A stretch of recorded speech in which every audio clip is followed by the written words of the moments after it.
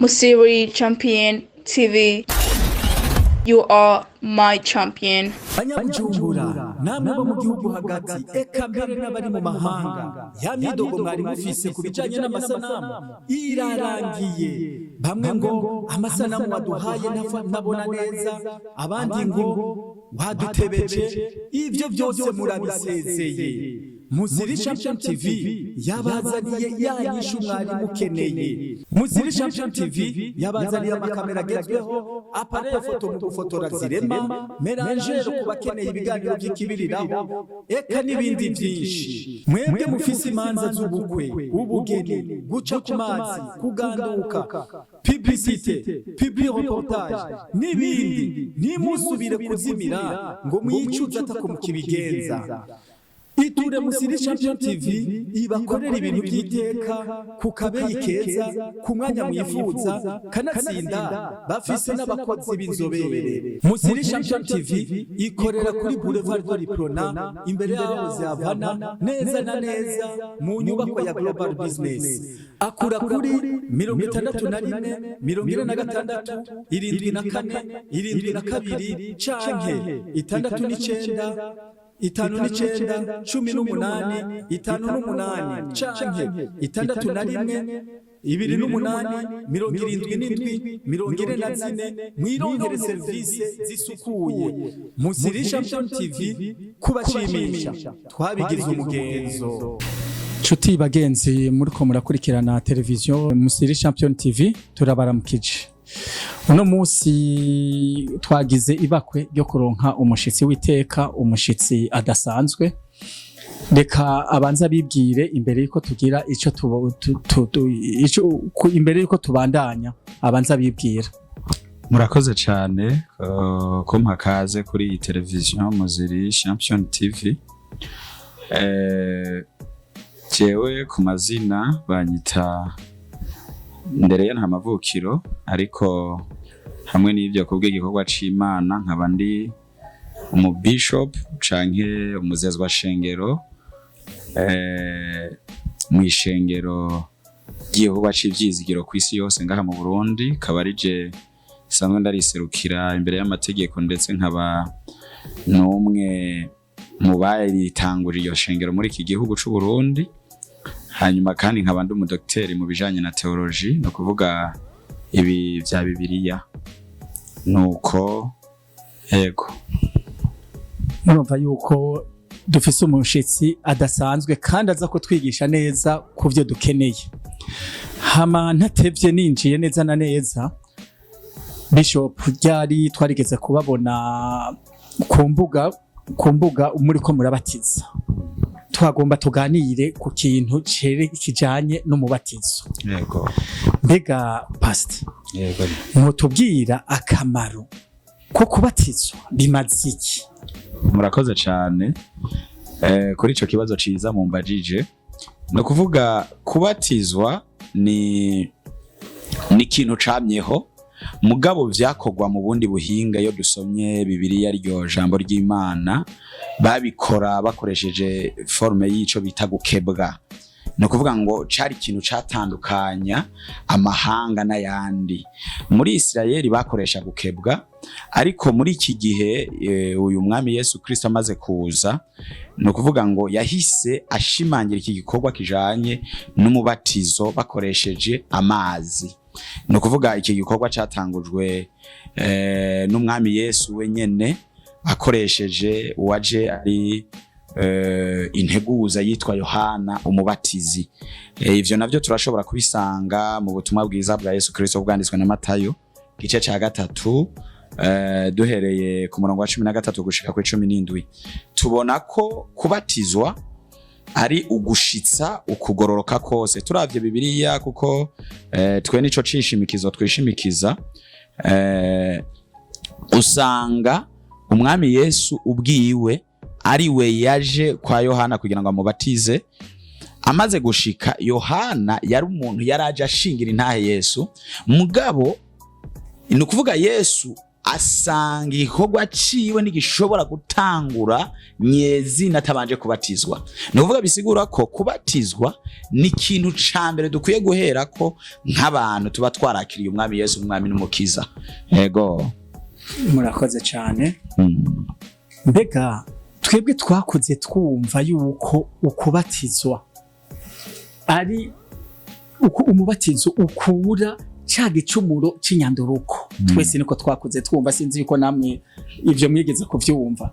None ko mengo ivyo uvuze ntibisa navyo byo batari ivyo bijya vya mbere. Murakoze cyane kubwiye ikibazo kandi mwongeye kumbaza. Iki twita umubatizo ko ari ukuraho icaha c'inyanduruko. Ikintu ca mbere gikuraho ivyaha n'amaraso ya Yesu, ntabwo ari umubatizo. Umubatizo tugiye tukaraba mw'ijambo ry'Imana dusanga mu Baroma, vyiza twohasoma kugira ngo bidufashe cane. Dusanga mw'ijambo ry'Imana dusanga mu Baroma mu gitabo Paulo yandikiye ishengero ry'Abaroma. Aha bica biguha neza cane, ugaca usanga iri jambo bita umubatizo icarico. Ni mu gice ca 6 uhereye kuri urya murongo wa 4 niho avuga ngo none rero kubatizwa ngo kwatumye duhambanwa nawe kuba mu rupfu rwiwe, kugira ngo nk'uko Kristo yazuwe mu bapfuye n'ubwiza bwa Data wa twese, aba ariko natwe tugendana ubugingo busha. Bisigura ko kubatizwa no gupfana na Kristo ukazuranwa nawe mu bugingo bushasha. Ntabwo ariko gukora icyaha gikorwa n'amaraso ya Yesu Kristo yapfuiriye igorogota ku musaraba gusa. Murakoze cyane. Ego bakunzi, nibaza yuko muriko murumva neza insiguro y'ukuri yo kubatizwa. No kuvuga ntihagira abazosubira kuza barazimira, kandi no barashabandanya kuza aratwigisha. Turavye muri Bibiliya hariho aho Nikodemo yabajije ikibazo Yesu kuvyerekeye ivyo kuvuka ubwa kabiri. Yesu yamubariye yuko ati utavutse ubwa kabiri uvuka ubatizwe mu mazi menshi ko udashobora kwinjira mu bwami bw'Imana. Yes. None ikibazo je nca nibaza, none nk'ubu umuntu yobatizwa agakora ibyaha yoja mw'ijuru, canke nka hamwe atobatizwa agakora ivy'Imana ishaka nta juru yobona? Okay, murakoze cyane. Ndabashimiye gose kubw'iki kibazo kandi bongeye kumbaza kigira 3. Nivyo hariho abantu usanga bitiranya ibintu. Iyo umuntu avutse ubwa kabiri no kuvuga ngo yarabatijwe hanyuma agasubira inyuma, hariho ikintu azohomba. Uyo muntu nibisigura yuko atazoja mw'ijuru. Oya, kuko yaramaze gupfana na Kristo azuranwa nawe mu bugingo bushasha. Ico gusa tazoronka, ntazigera aronka ubugingo bude. No kuvuga ngo ntazigera aronka igitsibo c'ubugingo. Oya, ariko ari muri babandi mu gitabo c'ivya Yohana avuga ngo bazorokoka nk'abantu bokowe mu muriro. No kuvuga bazobara abantu basusa nabi, kuko bazoba bafise ibirabagu. Namwe muramaze kubona umuntu iyo yahiye abafise ibirabagu kubera ko tuzoca mu muriro. Niho tuzocamwo. Ico coco Bibiliya ikivuga neza. No kuvuga tuzowucamo gute? Ibikorwa twakoze bizoca mu muriro. Ngo nivyarama tuzoronka ubugingo budashira. Mugabo ngo nivyasha umuntu azovayo nk'uwokowe. Rero kuri iki mwari mumbajije cyane Nikodemo, no kuvuga tugisanga hariya mu butumwa bwa Yesu Kristo bwanditswe na Yohana igice ca 3 ku murongo wa 3 niho havuga neza ngo Yesu aramwishura ati nukuri ndakubwire, iyo umuntu atavyawe ubwa kabiri ntashobora kubona ubwami bw'Imana. No kuvuga ngo bisigura ngo umuntu atemeye kuvuka ubwa kabiri avyagwe n'amazi yongera avyagwe na mpwemu, kuko n'ibintu bibiri. Iyo umuntu avuye mu mazi, muri ajya amazi menshi mwabonye tubatizamwo, no kuvuga ngo acafata ururundi rugendo rwo kuvuka ubwa kabiri. Ico ni igikorwa na mpwemu yera. Mbega umuntu yokora ivyiza ariko atabatirijwe ntiyoja mw'ijuru. Ijuru ntiyojayo. Kuko igituma abatoja mw'ijuru ni ikiganiro cabaye hagati y'uyu Nikodemu na Yesu bwiwe. Yesu we yaravuze nti utavyawe ubwa kabiri ntushobora kubona ubwami bw'Imana. Bisigura kubona ubwami bw'Imana rega nuko kuja mw'ijuru. Nuko kuja mw'ijuru bisigura yuko umuntu bisaba ko abatizwa mu mazi menshi, hanyuma no kuvuga ngo bisigura kuvuka ubwa kabiri. Amaze kuvuka ubwa kabiri nihaca atera iyi ntambuko. Amaze gutera iyi ntambuko uyo muntu kuva ubwo abaye umwana w'Imana. Bisigura ngo ni umwana w'Imana, ni nka kurya umwana nko bakoze amakosa canke umwana nk'akarorero agiye mu vyondo akivumbagaza, naho uba wambaye ikositimu imeze gute uratora umwana kuko umwana ni wawe. Ni ukuvuga ngo kubatizwa umuntu, ni ukuvuga ngo abatijwe mu mazi no muri mpwemu ababaye umwana w'Imana. Iyo rero abaye umwana w'Imana nta kintu na kimwe kimukurako identite yo ku mwana w'Imana. Ababaye umwana w'Imana nico gituma umuntu avuze ngo urumva ngo yokora ivyiza, oya, umuntu gukora ivyiza nakora ivyiza bifise aho vyandikwa.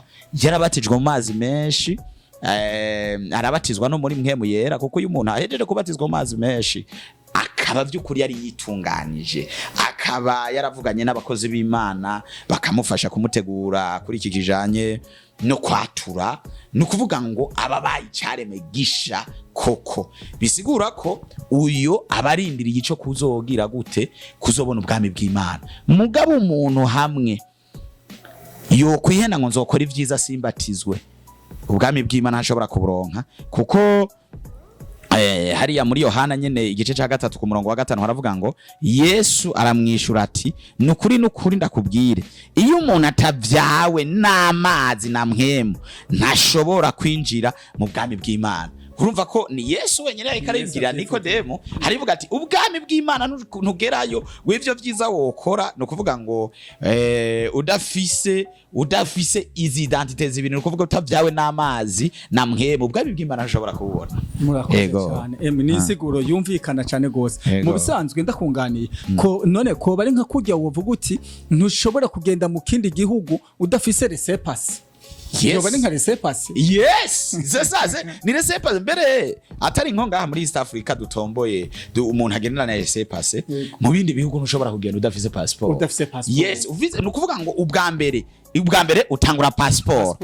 Ni kubatizwa muri amazi menshi. Ubugira kabiri nukuvuga ngo ukaja muri mwe nico bita visa.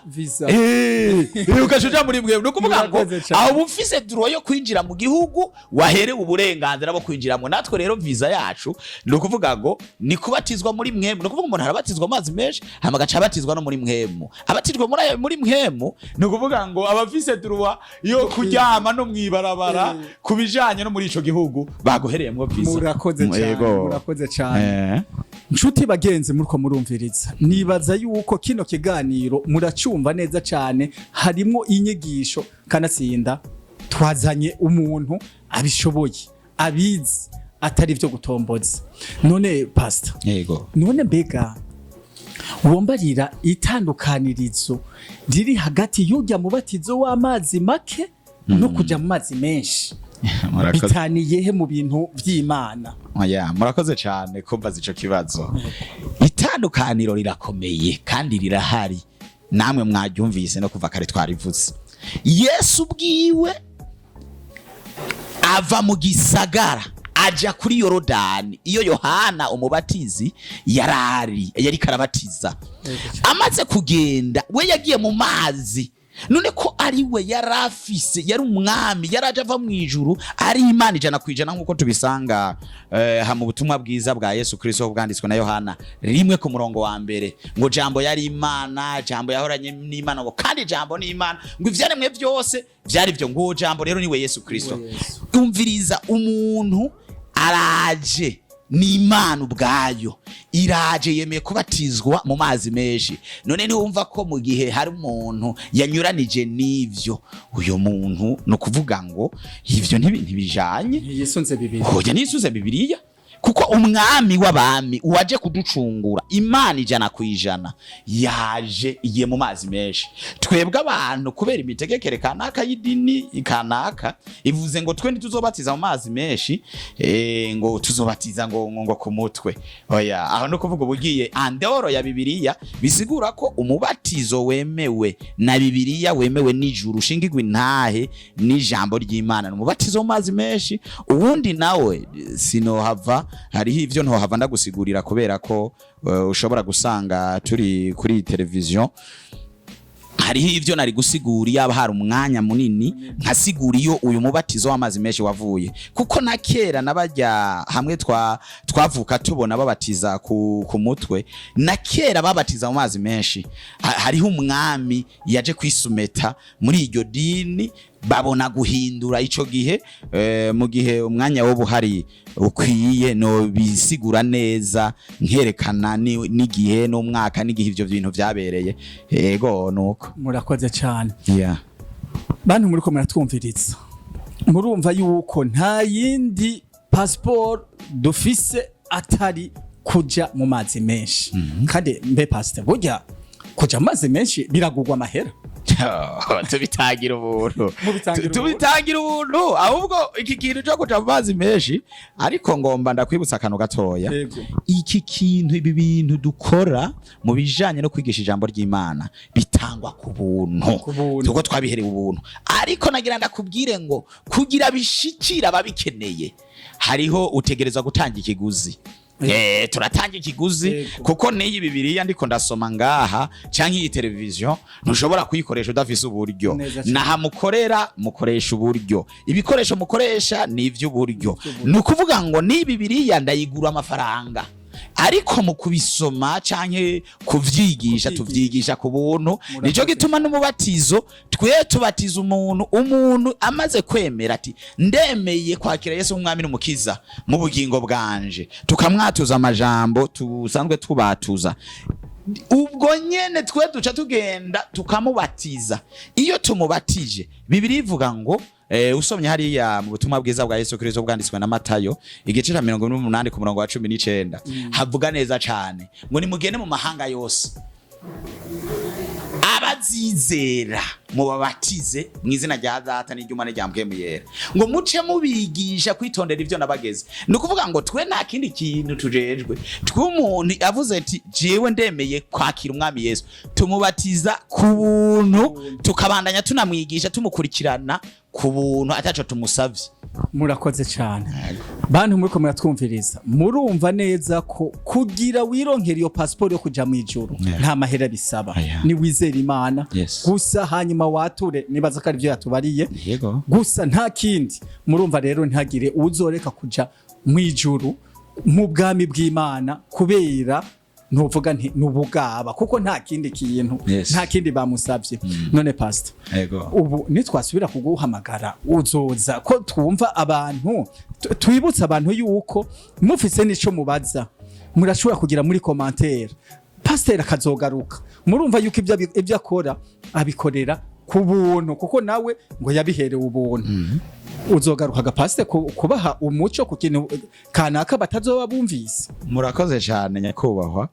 Nagira ndababwire ko jewe nejo canke hirya yejo ninaba nagiriwe ubuntu simbe nafatiriwe nkaja mu bindi bihugu ngiye muri by'ubutumwa bwiza nzoca nyaruka nce ndabaha umuco kuko umuco ukomeye ni Bibiliya ryo jambo ry'Imana. Murakoze cyane.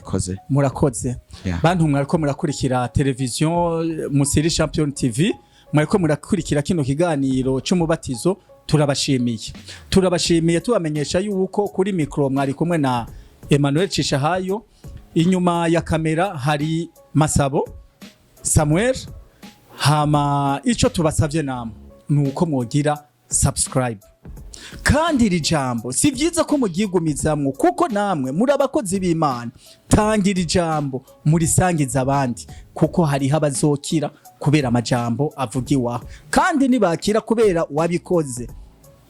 Igitsibo ni gwawe, uzoburonse igitsibo. Murakoze aho muri hose, mwirigwane n'Imana canke muvyukane n'Imana. Imana ibahezagire. Murakoze.